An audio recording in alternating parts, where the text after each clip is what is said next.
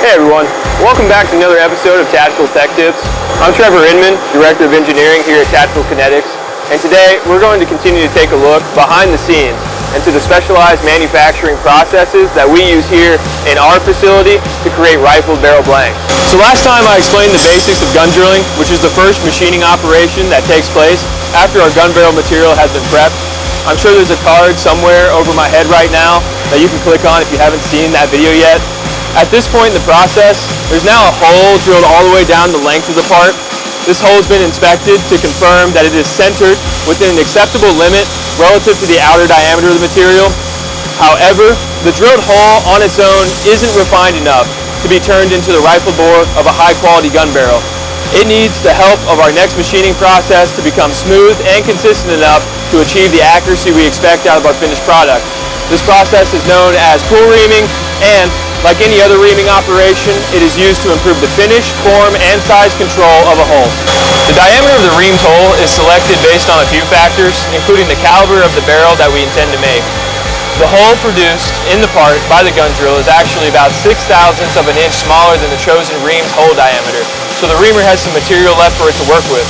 By removing only a modest amount of material from the hole, the reamer is able to eliminate small gouges and other imperfections while leaving behind a glassy finish of its own. What sets this process apart from more conventional reaming operations is that the tools are designed to be pulled through the part rather than pushed. Since the hole is so deep relative to its diameter, the pull reamer tools, like the gun drills we looked at previously, need to be very long and slender. By pulling the tool, we're leveraging the natural stability that is developed in the tool when it is tensioned, which allows it to precisely follow the existing drilled hole without buckling, whipping, or oscillating. This is important because any vibration in the tool will transmit into the part and produce an inferior bore. If you take a closer look at the pull reamer's construction, you'll see that it has a simple carbide cutter head that has been brazed onto a long steel tube. At the end of the tube that fits into the machine, there are two detents that the machine holds onto, as well as an open passage for pressurized cutting oil to be delivered to the reamer head.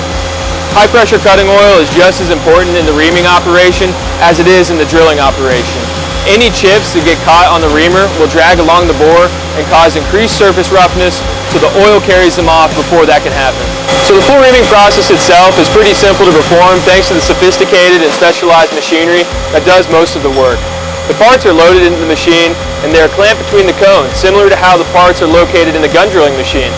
Notice that this machine is designed to process two parts at once with two spindles. Reaming any given bore takes about half as long as it does to drill it in the previous operation.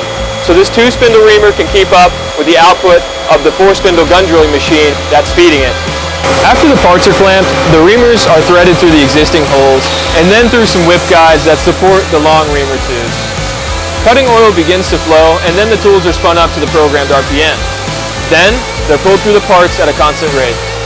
Counter rotation of the workpieces is not necessary in this application because the reamers will simply follow the path of the drilled hole. After the reamers exit the end of the parts are unloaded and the reamers are repositioned back at the other end of the machine, furthest from the spindles. To inspect the diameter of the bore after reaming, we use a really neat instrument known as an air gauge. This device meters pressurized air out of the tip of a gauge probe with two tiny orifices.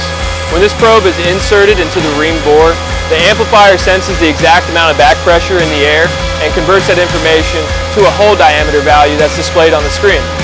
This inspection technique allows us to confirm that the reamed hole diameter is controlled within a few 10,000ths of an inch, which is 5 to 10 times smaller than the diameter of a human hair. We also use a device called a profilometer to measure and report the surface roughness of the reamed bore. This profilometer has an extended length stylus equipped so we can sample different areas of the bore from each end of the part. In some cases, parts are sectioned in half as needed to destructively test the surface roughness of the bore towards its center. Now, we have a part that's ready to be rifled.